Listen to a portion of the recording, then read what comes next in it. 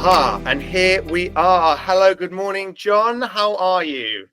Hi, Matthew. I'm very well, thank you. How are you?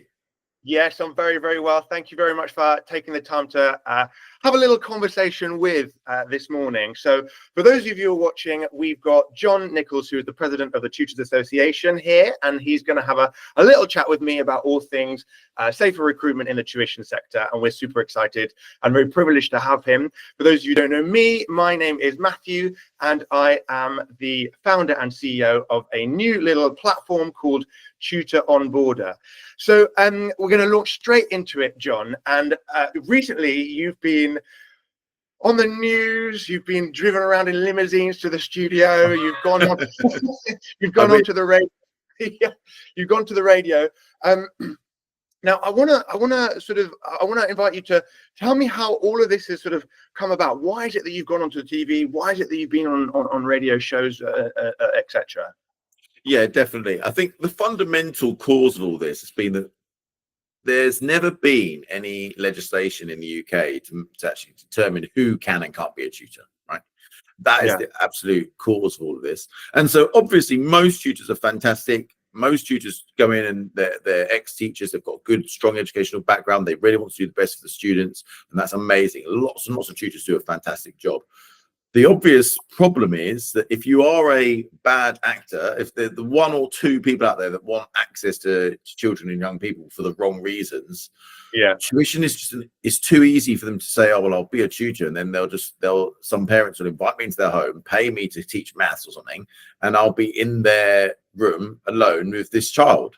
And obviously, there's a major concern. We don't want to have this situation where people are using tuition as a shadow, as a cover, basically, for wanting to do the wrong thing.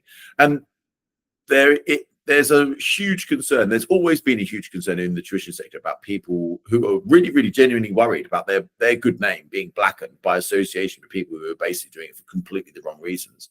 Not to mention the very, very real and enormous impact it has for the students concerned and for the families concerned when these very, very unfortunate, rare events do happen where there are tutors. I wouldn't even call them tutors, but people that purport to be tutors who are going into families for the wrong reasons, and actually they're doing it because they want to get access to children for the and it's not even that they have to go into the home itself. That, you know, online is online.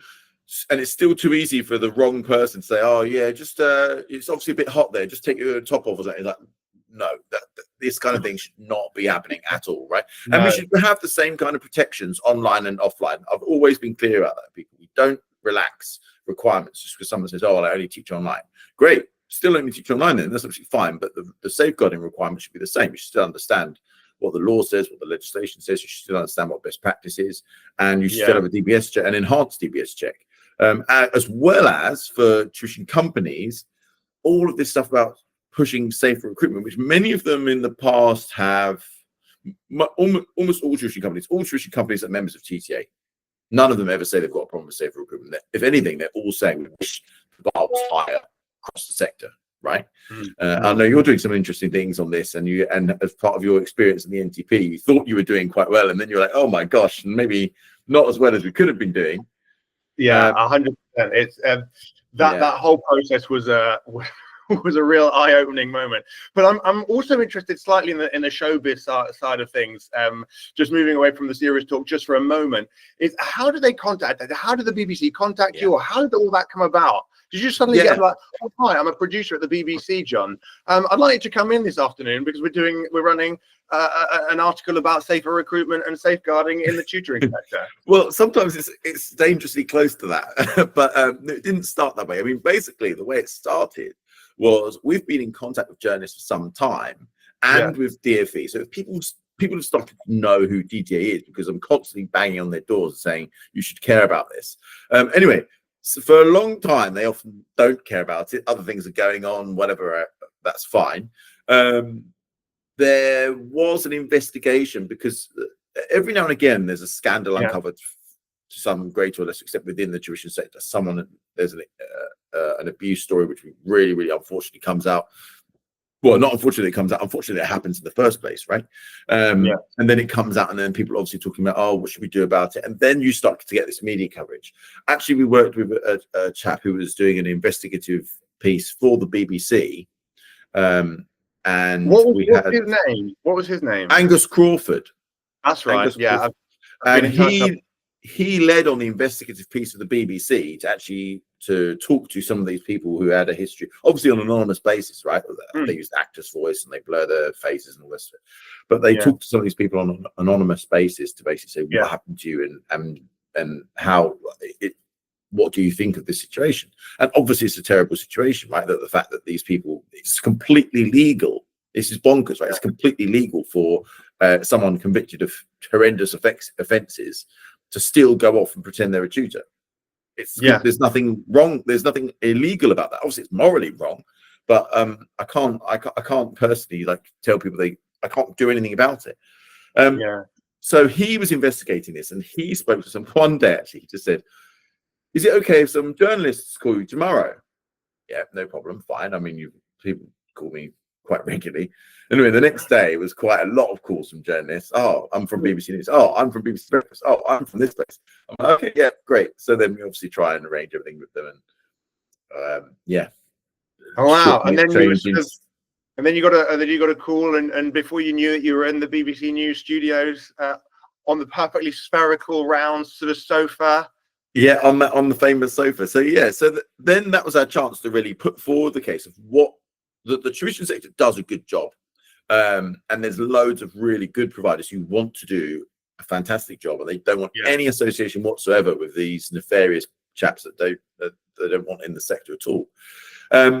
And then it was a chance to actually say, look, we understand this is a problem. We've actually been banging this drum for a long time. We've been in DFE meetings saying, look, the big problem with the tuition sector is not the people that we represent as TTA. They're the people that voluntarily pay to adhere to all these standards and to have enhanced DBS checks. They're literally paying to be part of a membership organization of the Tutors Association that enforces all this stuff, that forces them to have all of these standards because they want to have all these standards. The problem is the people that don't want to bother joining, right? If you're the bad guy, you don't want to join TTA and then voluntarily like turn up to the police and be like, please investigate me. You're going to try and hide, right? So I've been banging this drum with the DFE for at least 2 years, at least. And before that, we were even saying things to them about this as well. So this is nothing new from our perspective, but we're glad that it's something that's now there's more public awareness of the importance of these safeguarding checks.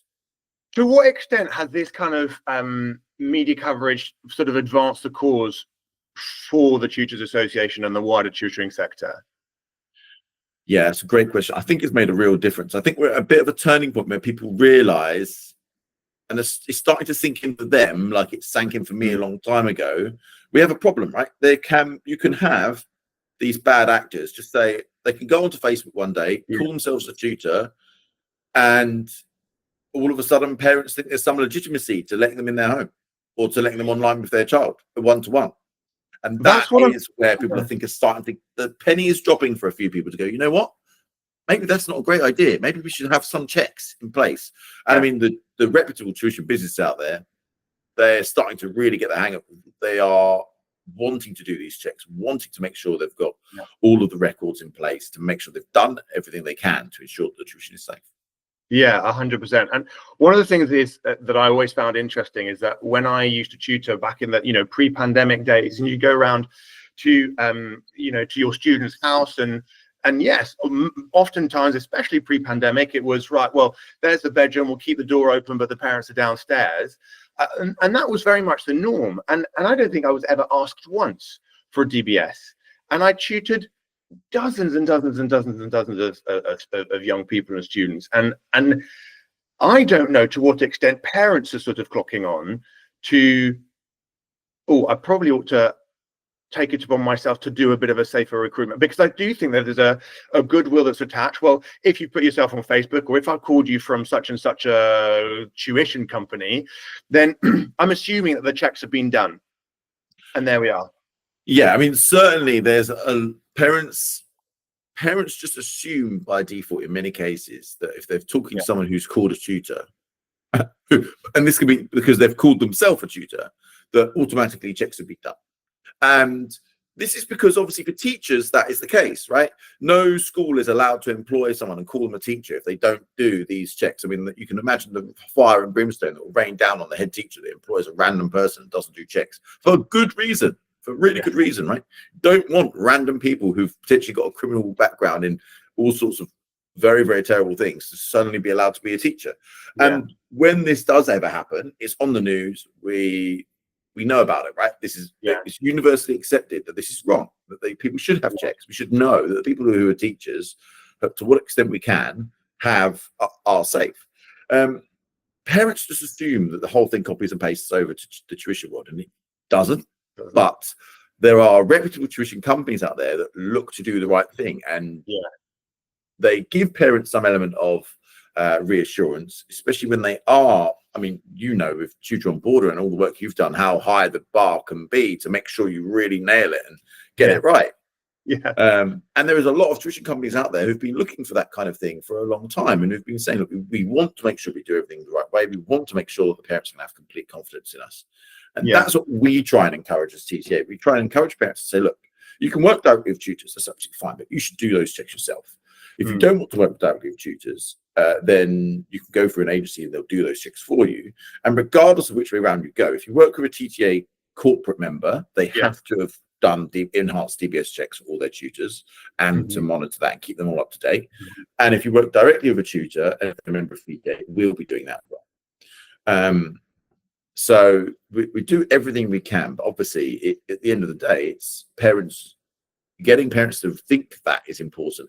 And ultimately, that's not really a sustainable long-term way forward. The long-term way forward is for it to be mandatory that tutors have a DBS check, an enhanced DBS check. They go through these basic checks to ensure that we can have that bare minimum of confidence, and that parents they're not being relied upon to do these basic checks themselves, because we don't expect them to do that in a school environment. And you just hit something on the head that has been sort of mulling around in my head for quite some time now. When Capital Tuition Group were undergoing the incredibly rigorous process of being an approved tuition partner under the National Tutoring Programme, like you said at the beginning of the call, I thought I was doing quite well. I've got my DBS checks, I've got my references. That's it. That's all I need to do. And then they came along, Tribal. We were approved by Tribal. They came along and they were like, right, okay, so are you doing CV gap checks? I was like, no. And they're like, okay, are you doing right to work checks? Are you doing ID checks? Are you doing this? Are you doing that? Are you doing the other? Are you doing teacher prohibition checks? Are you doing online checks? And I was like, what is all of this stuff? I'd actually never heard of, I'd never even heard of a teacher prohibition check until Tribal came along, which is crazy because I'd been in education for like 17 years. But but you said an enhanced DBS is essentially the minimum bar, and it is a minimum bar. Really is, So we then turned around and I said to my team that the amount of admin that this was requiring for us to come up to compliance, the compliance mark was insane. I was getting all of my team to just start filling in an SCR and all the rest of it. And at one point I thought, this is going to sink me, as in it's going to financially sink the company, because the level of the administrative burden was just so exorbitantly high. And I turned around to my director of operations and I said, just find me a platform that does all of these checks that have been stipulated and mandated by the National Tutoring Programme, which are, to be honest, are probably akin to recruiting a teacher, and if not a little bit more in some instances, because I know that there are still some schools who they invite their teachers to come on board, they DBS check them, and then they've been working there for 10 years or 5 years or 3 years, and never again has that DBS been sort of touched or whatever. So there are huge discrepancies. But I looked around with my team to see if there was a platform that was available, and there just wasn't. And I was like, how is it possible that there is not a standardized process within which already there? And I would be like, please, can someone help me? So anyway, it doesn't seem to exist. So we went and created it ourselves. Let's move on. So you were on the news, you're on the television, you're on the radio. What's been the response of friends and family in the wider sector that you felt since those moments? Yeah, I mean, a lot of people were quite surprised who were outside of the tuition sector. They were quite surprised, like, oh, what? So anyone can be a tutor? In fact, one person even said they were like, oh, that sounds terrible. And then they just wanted to check because they were like, they knew I was president of the TTA. They were like, oh, but you are on the side of wanting the checks, right? And I was like, yes, of course, of course. Definitely want the checks. I don't know what that crossed their mind. That maybe I was just trying to get anyone to be a tutor, but that's definitely not the case. It's not suitable for some people. So yeah, people have been a bit surprised that look, these checks don't exist. I mean, people just assume they exist, right? That's just what parents do. And whether it's parents of because I've got my own children and obviously parents of their friends who sort of go that I see all the time and they hear about these kind of things. They're just surprised. They're surprised that none of this stuff happens by default, right? Just normally, that they assume that the systems in place in around them mean that these things get covered, and they don't see it as their job to have to run DBS checks. It's not, in fairness.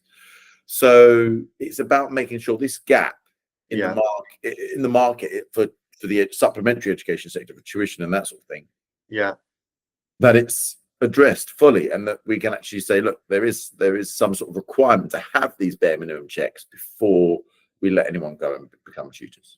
Okay, so if you had a magic wand as the president of the Tutors Association, and that magic wand can grant you, let's say, 2 wishes, not the 3, because we haven't got time for 3. If you've got 2 wishes, what would your first wave of the wand produce, reveal, get?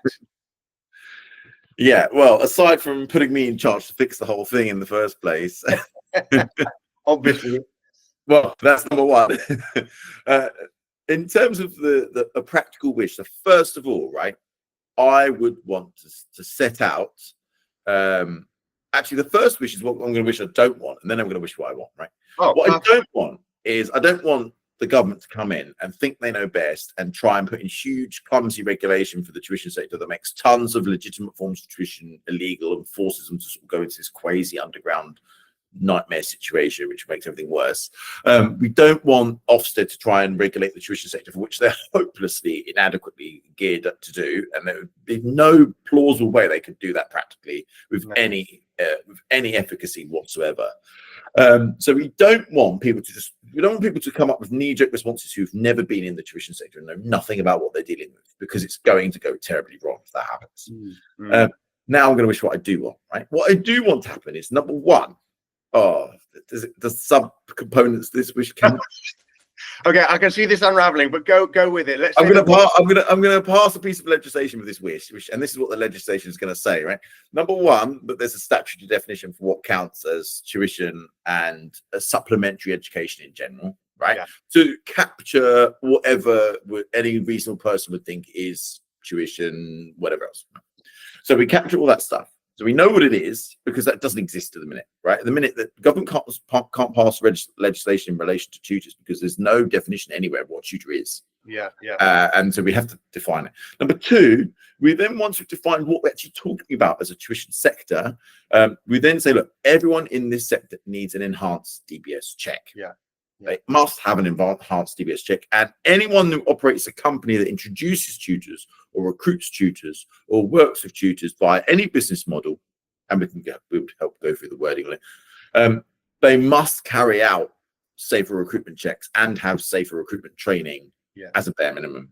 And they really need to make sure that they meet that minimum standard. Now, obviously, the government's not going to do this themselves, and they're not well placed to do it themselves. They can very easily say, look, we will open this up to any number of accredited bodies that will then do this for us. And anybody who wants to be a tutor joins one of these accredited bodies, of which TTA can be one. And then if someone wants to, I don't know, create the Association of Tutors, then they can do that as well. If they think that TTA is not good, but they'll be wrong, because TTA is great. I agree very much so.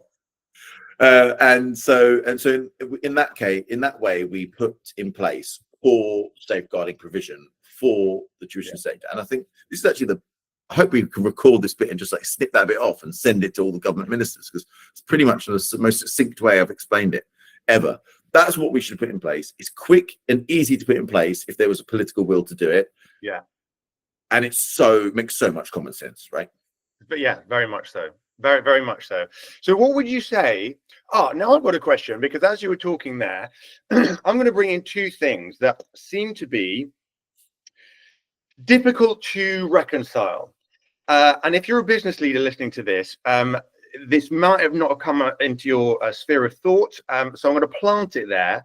And I want to ask you, John, because you are obviously much more of an expert at some of these things than the average bear. So when you operate, you're talking about clumsy legislation. Now, all the tutoring sector sort of were rudely awakened with the EA and EB legislations that came in, and what you were allowed to do and what you weren't allowed to do with relations to how you operated with alongside your tutors as a tutoring company.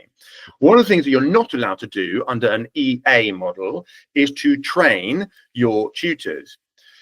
So one of the things that we have had to do as part of the National Tutoring Programme is ensure that all of our tutors have regular, yearly minimum safeguarding training, which we do in the form of, videos and questionnaires and, little interactive things like that. But if the EAB, if the government branch came to have a look at me, I might be in a position where I'm like, ooh, you're training your tutors. I'm like, no, I'm not. I'm just giving them safeguarding advice. Well, this is where you'd call up TTA, because you're a member of TTA, and we would help you fix that issue, because the law doesn't say you're not allowed to train them at all. It means you're not allowed to force them to undertake your training. Now, there's a subtle difference there, in that you can require them to have safeguarding training before you introduce them to any client. That's absolutely fine, because it's an essential requirement, right? In the same way you can force them to have a DBS, and the same way you can force them to have relevant qualifications for what they're going to teach, right? You don't have to accept them as a tutor of maths, even if they don't have any maths, GCSE degree, A-level, or at all. So you can insist that they meet certain criteria before they work with you, or before you introduce them. If you're an employment agency, the EA is an employment agency, right? You introduce the tutors to clients rather than actually the tutors don't work for you directly. Yeah. But you can still require them to have certain training, and you're still able to provide that training at a charge or for free. And as long as the tutors are allowed to get that training from anyone they like, then it's fine, right? You can't penalize people because they don't undertake your specific training and pay you, right? That's fair enough. But if you offered the training for free anyway, you can say, look, you've got to have this particular training that covers these and these topics. We offer it for free, or go and get it from someone else. Okay, and come back with a certificate and show us. And TTA now offers TTA offers free safeguarding training for its members. We offer free accredited courses for academies for its members. So, I mean, from my perspective, I think joining TTA as an individual member, as a tutor nowadays, is an absolute no-brainer. You get all of this stuff, and you get then direct access to go to events and meet people like you who run solid tuition companies who are good people to work with. But yeah, there's nothing we want to make it really, really clear to the sector. There's nothing to stop you insisting on high standards. You have to be careful that there are rough edges to those rules that you stray over, and that's our job, to help you to manage those and to help regulators understand what the practical reality is within the sector. And we deal with the regulators fairly frequently. We engage with them quite regularly, and they know what the sector looks like because of us, and we're the ones that happily put our heads above the parapet and write letters to them and say, your inspectors sometimes get the law a little bit wrong. And we protect people from that basis. And again, that's just a big benefit for corporates. If you're getting inspected and we're on your side because we know the law and we know how you work, it makes your life a whole lot less stressful. This is very true. Now, one final question. Are there any more planned visits to the BBC News studios? Well, they tend to get planned with very short notice. So at this very point in time, I can tell you there isn't in the next 24 hours. Whether that changes by this afternoon, I don't know. But in all seriousness, look, we will still be pushing with the BBC and with the DfE and the other media outlets and news outlets to keep this issue on the agenda, right? Yeah. We want to make sure that tuition is safe. We appreciate if people want to talk about other things in the world and all the rest of it, and the tuition sector is not the be all and end all for everything. It can't be on BBC News forever. But we do want to keep this on top of people's minds, both sector specific within the DfE, that's their job, they've got to pay attention to this, and also broadly with the general public. We want parents to realize there are lots and lots of good teachers and tutors out there. Use the good ones, check they're good, check their members of TTA, check that the companies do all the onboarding stuff that you expect they're going to do. Ask them, what onboarding stuff do you do? Because if they just turn around and go, oh, we don't check anything, massive red flag. Massive red flag, right? You just pluck people off the street and you send them in as tutors. No way. And also at this juncture, I also say that, you know, we've already said it in the call, but I think my eyes were hugely open 2+ years ago, going through the whole NTP process, that actually an enhanced DBS is the bare minimum. I didn't even realize that there were some things on the DBS that you really had to thoroughly check. Children's barred listing. You know, there's subtle wording that you'd never know unless someone's really sat you down. One would make ostensibly the DBS completely invalid, and the other phrasing is like, oh no, this person's been checked for this and you're completely and utterly clear. So what I would also say is that I feel like we're starting to just fixate on enhanced DBSs, but there is a whole realm more that makes safer recruitment, that brings the safer recruitment standard to a really high level, which then means that once you've done that, once your tutor's passed all of those aspects and you've greenlit them all, you can really send out tutors very confidently. Yeah, no, absolutely. And I think that's what's really important. You need people running a tuition business need the confidence that the tutors they're sending out aren't going to, it's that them doing their job is not going to come back to bite them. You need to make sure you've got the basics in place, and the safeguarding is the very bare minimum basics. Yeah, for sure. Right, are you going to be attending the Tutors Association conference on the 24th of October? Of course, it will be a very busy week for me. I'm sure people will see me there. So looking forward to seeing anyone that's watching this who can make it. Not longer yet to get your ticket. I think it closes in 2 days' time on Sunday, but I think it closes on Sunday. And it's looking to be the biggest tuition conference we've ever held yet. I mean, the biggest tuition conference we know of anyone's held yet. But yeah, it's really exciting. It's brilliant to see so many people coming together, and it will be a fantastic day and fantastic event. I know you're speaking, aren't you? I am, yeah. I shall be speaking about what I learned in terms of safer recruitment and what that looks like now. And yeah, we will also have a big stand. TutorOnboarder will have a big stand. We're a gold sponsor. We're very privileged to have that position of being a gold sponsor. So really excited to invite anybody to come and have a chat with us, of course. And also just beforehand, if people wanted to get into touch and just go, oh, am I doing okay with safer recruitment? Then I'm very happy to do a deep dive into the practices and protocols of your company and see where we can make improvements. The thing about TutorOnboarder that I'm most excited about is, of course, it will reach a high level of compliance, but the biggest win I think about TutorOnboarder is the amount of time that's going to be saved for tuition businesses. Yeah. Almost all tuition businesses I've spoken to, we ran some focus groups over the summer. We really wanted to research and find out whether other tuition companies were having the same sorts of problems as we were when it was coming to sort of doing all of this admin.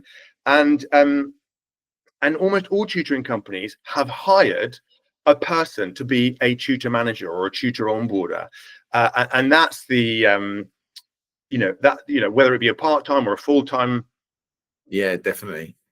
Thing, we're hiring people where hopefully some sort of systematization and automation has come to the fore, let's say. Yeah. Absolutely, and things that can and should be checked automatically, very quickly, very safely. They should, right? It makes absolutely no sense for someone to be sitting there manually checking, and then they get distracted by having a coffee, and they forgot where they got to, and they've skipped someone, and that person turns out to be the one that they needed to really check. So absolutely, I'm really delighted to have TutorOnboarder coming to the conference. I definitely would recommend people that are coming to the conference pop by and have a chat about just about safe recruitment in general, because I know you and your team are really nice and friendly people who would just be able to have a relaxed discussion with people about, look, where are you at the minute, and what is it you're doing, and will this save you time and money? If you're paying someone good money to be there all year to sit there and check tutors, there must be a way of making that person more productive, and there is. And this, it's interesting actually that this has only really become possible in the past couple of years, when there's been lots of opportunities for tutors and tuition companies to network and meet each other. Before that, I think the reason why this never existed before was just it was so difficult to actually get in touch with all these people and speak to them and say, look, we've got the solution for you, because tuition companies never used to talk to each other anywhere near the same level they do now. And now it really is a unified sector. So we're delighted to be having TutorOnboarder at the conference this year. Very excited. Yeah, we're excited too. Listen, John, thank you so very much for coming on board. It was great to see you on the big screen, and hopefully you'll be able to be pushing the tutoring sector and endorsing us as you do with the rest of the team at the Tutors Association. Thank you very much indeed. Thank you, Matthew. Lovely to be here with you. And you. Cheers.